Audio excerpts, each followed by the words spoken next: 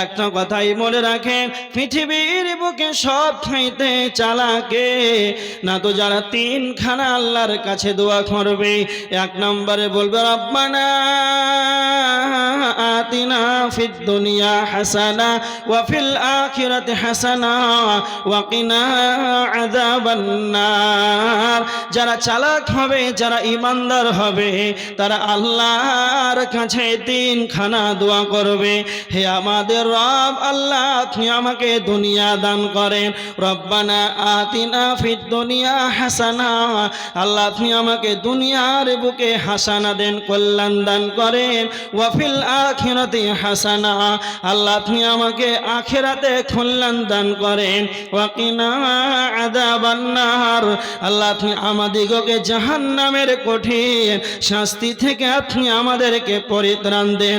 তার মানে যারা চালাক হবে তারা দুনিয়ার বিনিময় চাইবে, আখিরাত বিনিময় চাইবে, দুনিয়াতে কল্যাণ চাইবে, আখিরাতে কল্যাণ চাইবে, জাহান্নামের আগুন থেকে নিজেকে বাঁচতে চাইবে। তো আমার আল্লাহ বলছেন উলাইকা লাহুম নাসিবুম মিম্মা কাসাবু, তাদের যেন আখিরাতে তাদের হিস্সা রয়েছে, তাদের যেন পরকালে তাদের অংশ মিলবে। আর যারা শুধুমাত্র দুনিয়ার বিনিময় কামনা করবে রে, তো আমার আল্লাহ বলেছেন ওয়ামা লাহু ফিল আখিরাতি মিন খালাক, তাদের আখিরাতে কোনো অংশ মিলবে না। তবে কি মিলবে? এজন্য আমার আল্লাহ বলছেন জাহান্নামে যাবে কারা?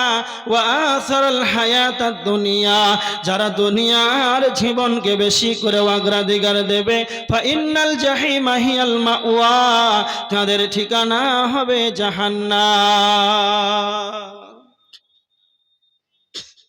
ভালো করে শুনেন, জাহান্নামে কেন যাবে,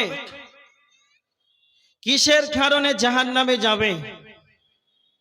যারা দুনিয়াকে বেশি অগ্রাধিকার দেবে, যারা দুনিয়াকেই বেশি চাইবে, এমন মানুষ পৃথিবীতে দেখা যায় না। না, পাঁচতলা হলো, টাইলস হলো, মার্বেল হলো, স্কর্পিও হলো, আর কত কি না হলো, পেট ভরে না। এদের কবরে না যাওয়া পর্যন্ত এদের পেট ভরবে না। আদম সন্তান আরো চাই, দুনিয়া নিয়ে পাগল হয়েছে, দুনিয়া পাগল, এর আশা, এই অসুখের রোগী অনেক, প্রায় মানুষ। আমাদেরকে দুনিয়া থেকে বেঁচে থাকতে হবে, নাচে ধ্বংস হয়ে যাবে। তার মানে জাহান্নামীদের দুইটি বদ গুণ বর্ণনা করেছেন। তারপরে আয়াতে আমার আল্লাহ জান্নাতীদের দুইটি ভালো গুণ বর্ণনা করেছেন।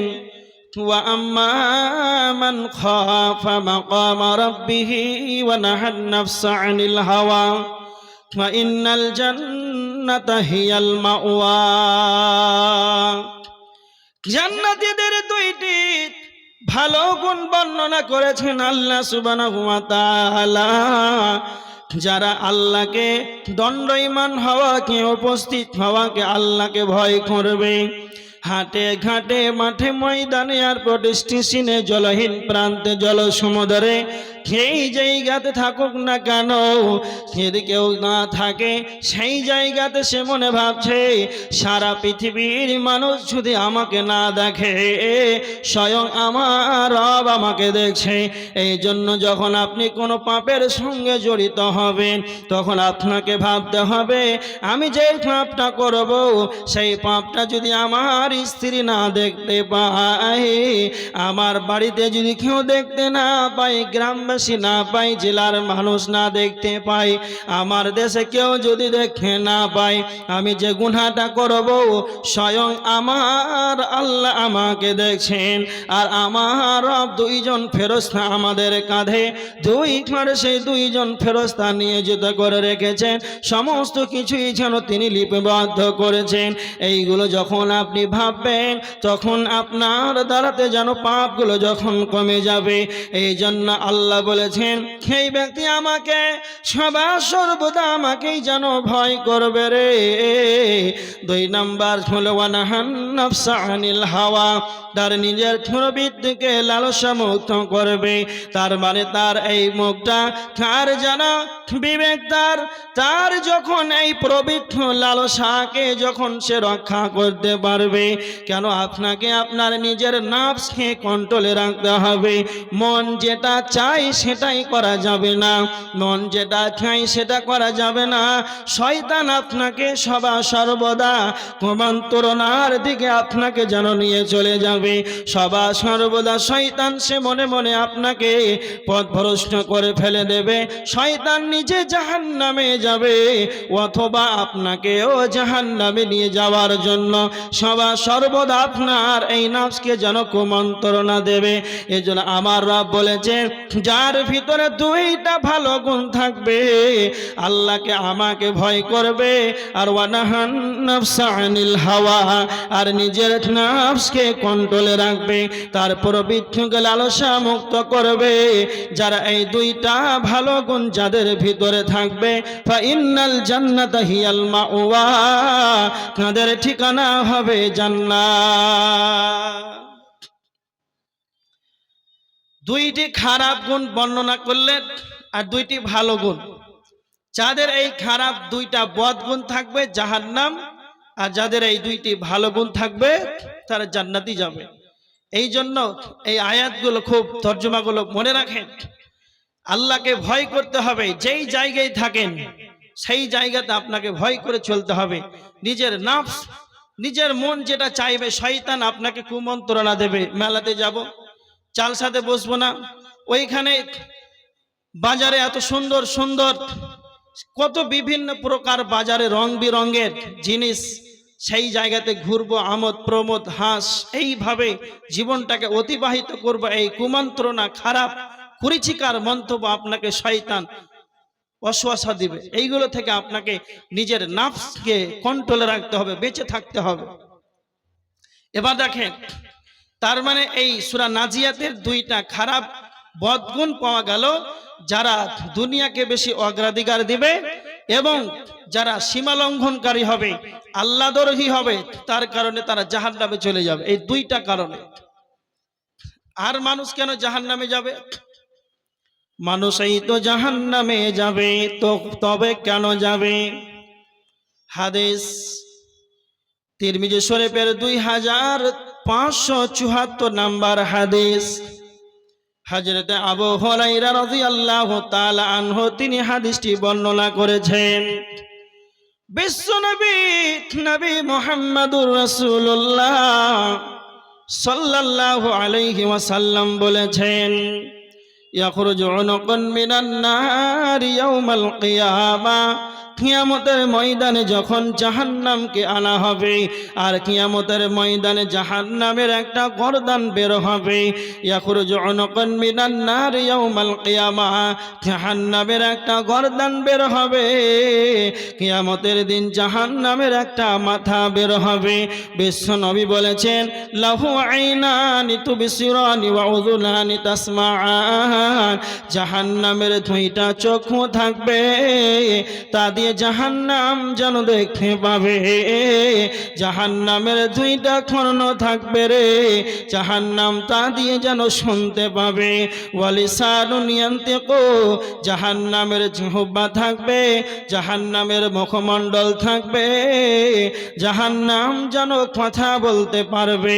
আর জাহান্নাম বলবে, ইয়াকুলু ইন্নী উকিলতু বিসালাসাতিন, আল্লাহ সুবহানাহু ওয়া তাআলা আমাকে জাহান্নামকে 3 শ্রেণীর মানুষদের জন্য আল্লাহ আমাকে জাহান্নামকে যেন নিয়োজিত করেছে। 3 শ্রেণীর মানুষকে, 3 শ্রেণীর মানুষদের জন্য আল্লাহ আমাকে জাহান্নামকে যেন নিয়োজিত করেছে। 1 নাম্বার হলো বিকুল্লি জাব্বারিন আনীদ, জাহান্নাম বলবে তারা কই, যারা পৃথিবীর বুকে অহংকার করেছে, যারা পৃথিবীর বুকে জালেম অহংকারী গুলো কই, যারা গরিব মানুষদেরকে দেখতে পারে নাই, ছোট ছালকে দেখতে পারে নাই, যারা নিজ শ্রেণীর মানুষকে দেখলে যেন তাদের আত্ম অহংকার যেন বেড়ে যেত। এই অহংকার নেওয়ালা কই, যারা পৃথিবীর বুকে দাম্ভিকতার সঙ্গে দুনিয়া করেছে, গরিবদেরকে হেয় প্রতিপূর্ণ করেছে, সেই অহংকারী জালেমগুলো কই, তাদেরকে দাও, আমি জাহান্নাম যেন তাদেরকে নিষ্পেষণ বানিয়ে দেব। জাহান্নাম 2 নাম্বার বলবে, তুমি কুল্লি মান দাআ মা আল্লাহি ইলাহান আখারা, যারা আল্লাহকে বাদ দিয়ে যারা অন্যর কাছে দ্বারস্থ হয়েছে, এক কথাই যারা আল্লাহর সঙ্গে অন্য কাউকে অংশীদার বানিয়েছে, যারা কবরের কাছে মাথা নত করেছে, যারা মাজারের কাছে মাথা নত করেছে, যারা পাথরে মাথা নত করেছে, এক কথাই যারা আল্লাহকে বাদ দিয়ে অন্যর কাছে যারা দ্বারস্থ হয়েছে, যারা শিরকের মতন গুনাহ করেছে, তারা কই আমাকে দাও, আমি জাহান্নাম কেন তাদেরকে নিষ্পেষণ বানিয়ে দেব। 3 নম্বর বলবে নবিল মুসাফিরিন, যারা ছবি অঙ্কন করত, যারা মূর্তি অঙ্কন করত, যারা চিত্র অঙ্কন করত, যারা মূর্তির ছবি আঁকত, এই ছবি অঙ্কন কারণেওয়ালা কয় আমাকে জাহান্নামকে দাও, আমি তাদেরকে নিষ্পেষণ বানিয়ে দেব। তার মানে কিয়ামতের ময়দানে জাহান্নাম 3 শ্রেণীর মানুষ ধরে নাম ধরে ডাকবে। 3 শ্রেণীর মানুষেরা কোথায় আমাকে দাও। 1 নাম্বার হলো যারা দুনিয়ার বুকে অহংকার করে চলবে, যারা আল্লাহকে বাদ দিয়ে শিরকের মতন গুনাহ করবে, আর যারা ছবি অঙ্কন করবে, এই 3 শ্রেণীর নাম ধরে ধরে জাহান্নাম ডাকবে, দাও দাও তাদেরকে দাও, আমি জাহান্নাম তাদেরকে নিষ্পেষণ বানিয়ে দেব। আল্লাহ বলেছেন ওয়াকুদুহান নাস, জাহান্নামে মানুষই যাবে, জাহান্নামের ইন্ধন হবে মানুষ। এত সুন্দর মানুষটা কেন দুনিয়ার বুকে এসে কেন জান্নাতে যাবে না, জাহান্নাম যাবে কেন? জাহান্নাম যাওয়ার কারণ এটাই, যারা দুনিয়ার বুকে দাম্ভিকতার সঙ্গে অহংকার করে চলবে, তাদেরকে জাহান্নামে যেতে হবে। ভালো করে শুনেন, জাহান্নামে মানুষ যাবে তো কেন যাবে? মানুষই তো যাবে। এত সুন্দর মানুষ, মানুষই জাহান্নামে যাবে। এইগুলো যদি খারাপ গুণ আপনার ভিতরে থাকে, যদি অহংকার করে দুনিয়াতে জীবনটা কাটান, যদি আল্লাহকে বাদ দিয়ে অন্যর কাছে মাথা নত করেন, তাহলে আপনাকে জাহান্নাম যেতে হবে, তাছাড়া কোনো গতি নাই। সহিহ হাদিস, তিরমিজির হাদিস। এবার দেখেন একটা হাদিস আপনাকে বলছি, জাহান্নামে যাবে মানুষ। কেন জাহান্নামে যাবে? এই হাদিস থেকে আপনাকে 3খানা প্রমাণ করে দিলাম কেন যাবে। আর একটা হাদিস দেখেন, বুখারীর হাদিস 1386 নম্বর হাদিস। সামুরা ইবনে জুনদুব রাদিয়াল্লাহু তাআলা আনহু তিনি বর্ণনাকারী, তিনি রাবী, তিনি বর্ণনা করেছেন আল্লাহর নবী সাল্লাল্লাহু আলাইহি ওয়াসাল্লাম, ভালো করে শুনেন, সামুরা ইবনে জুনদুব রাদিয়াল্লাহু তাআলা আনহু তিনি বলছেন যে আল্লাহ রাসূল সাল্লাল্লাহু আলাইহি ওয়াসাল্লাম ফজরের সালাতের পর আমাদের দিকে মুখ ফিরিয়ে বসলেন। ইমাম সাহেব সালাতের শেষে মুক্তাদির দিকে, মুসাল্লির দিকে মুখ ফিরিয়ে বসে না? বসে না? হ্যাঁ বলেন না, বসে। এইভাবেই ধরে। তো সাহাবী বলছেন আল্লাহ রাসূল যখন আমাদের দিকে মুখ ফিরিয়ে বসলেন, তখন আমাদেরকে জিজ্ঞাসা করলেন, সাহাবীরা তোমরা কি কোনো স্বপ্ন দেখেছো? সাহাবীরা বলছেন না আল্লাহ রাসূল, কোনো স্বপ্ন দেখিনি। তো আল্লাহ রাসূলকে সাহাবীরা বলছেন আল্লাহর নবী আপনি কোনো স্বপ্ন দেখেছেন? তখন আল্লাহ রাসূল বলছেন হ্যাঁ, আজকে একটা রাত্রে স্বপ্ন দেখেছি। সাহাবীরা বলতে আরম্ভ করলেন, আল্লাহর নবী আপনি রাত্রে কি স্বপ্ন দেখেছেন সেটা আমাদেরকে আপনি বলেন। স্বপ্নটা কি ছিল? বিশ্বনবী নবী মুহাম্মদুর রাসূলুল্লাহ সাল্লাল্লাহু আলাইহি ওয়াসাল্লাম যেন বলতে আরম্ভ করলেন, সাহাবীরা তোমরা শোনো, 2 জন ব্যক্তি আমার কাছে আসলো। 2 জন ব্যক্তি আমার কাছে আসার পর যেন আমাকে ওপর দিকে নিয়ে গেল। যেতে যেতে যেতে অনেকটা দূর যেন অগ্রসর হয়ে গেলাম। অনেকটা দূর যখন পৌঁছে গেলাম, দেখতে পেলাম এক ব্যক্তি যেন চিত হয়ে শুয়ে আছে, আর অপরজন যেন তার মাথায় বড় বড় পাথর দিয়ে যেন তার মাথায় যেন বাড়ি মারে। তার মাথার উপরে পাথরটা মারে, এই দৃশ্য দেখতে পেলাম। আর যখনই তার মাথায় পাথরটা মারে, আবার পাথরটা যখন আনতে যায় তার মাথাটা যেন পূর্বের ন্যায় হয়ে যায়, আগের মতো হয়ে যায়। আবার পাথরটা এনে তার মাথায় যেন তার ফেলা হয়। এইভাবে তাকে শাস্তি দেওয়া হচ্ছে। বিশ্বনবী তখন বললেন, জিবরাইল তুমি বলো এদেরকে কেন এই ধরনের শাস্তি দেওয়া হচ্ছে? তখন জিবরাইল বললেন, ইয়া রাসূলুল্লাহ আপনি সামনে বাড়ুন, আপনাকেই যেন পরে বলা হবে। এইভাবে বিশ্বনবী বলছেন সাহাবীরা, নবীজি বলছেন সাহাবীরা, জিবরাইল আমাকে আরো অপর দিকে নিয়ে গেল। যেতে যেতে যেতে যেতে অনেকটা দূর অগ্রসর হলাম।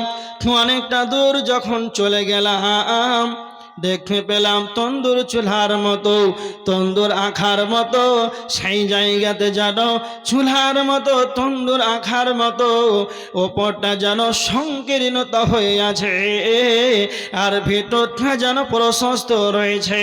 আর ওই আখার ভিতরে চুলার ভিতরে আগুন দাও দাও করে যেন আগুন জ্বলছে। আর সেই আগুনের ভিতরে মানুষ, কিছু সংখ্যক মানুষ আছে যারা উলঙ্গভাবে সেই আগুনের ভিতরে পড়ছে আর যেন চিৎকার করেছে। কেমন ভাবে উলঙ্গভাবে তাদেরকে সেই আগুনের ভিতরে ফেলা হয়েছে আর সেখানে যেন চিৎকার করেছে। যখন আমি তাদের চিৎকারটা শুনতে পেলাম তখন আমি জিবরাইলকে বললাম, জিবরাইল তুমি বলো এদেরকে কেন এই ধরনের শাস্তি দেওয়া হচ্ছে? তখন বিশ্বনবীকে জিবরাইল বললেন, ইয়া রাসূলুল্লাহ আপনি আরো সামনে বরণ, আরো সামনে অগ্রসর হন, আপনাকেই যেন পরে বলা হবে। বিশ্বনবী বলছেন আমি আরো সামনে এগাতে লাগলাম। যেতে যেতে যেতে অনেকটা দূর যেন অগ্রসর হয়ে গেলাম। তো সেইখানে দেখতে পেলাম একটা রক্তের নদী। সেই নদীটা পচা দুর্গন্ধময় যেন রক্তের নদী। সেই জায়গাতে এতটা দুর্গন্ধময় পচা রক্তের নদী, সেই জায়গাতে মনে হচ্ছে যেন টিকা যাচ্ছে না। আর এই নদীর ভিতরে মানুষ যেন সাঁতার কাটছে আর সাঁতার কাটতে কাটতে কাটতে কাটতে নদীর তীরে আসার চেষ্টা করে। আর সাঁতার কাটতে কাটতে যখন নদীর তীরে যখন আসে তাদেরকে পাথর মেরে মেরে মেরে মেরে যেন তাদেরকে আঘাত করা হচ্ছে, আবার তাদেরকে নদীর দিকেই যেন ফিরিয়ে দেওয়া হচ্ছে।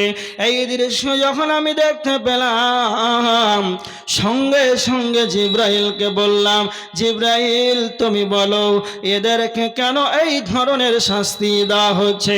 এবার আল্লাহর নবী তিনখানা দৃশ্য যখন দেখতে পেলেন এবার জিবরাইল তখন বিশ্বনবী নবী মুহাম্মদুর রাসূলুল্লাহ সাল্লাল্লাহু আলাইহি ওয়াসাল্লামকে বলতে আরম্ভ করলেন, আল্লাহর নবী আপনি যখন প্রথমে যেটা দেখতে পেলেন তন্দুর আখার, যেটা আপনি প্রথমে দেখতে পেলেন এক ব্যক্তি যেন চিত হয়ে শুয়ে আছে আর অপরজন যেন তার মাথায় যেন পাথর মারে, এইভাবে তখন তাকে শাস্তি দেওয়া হয়।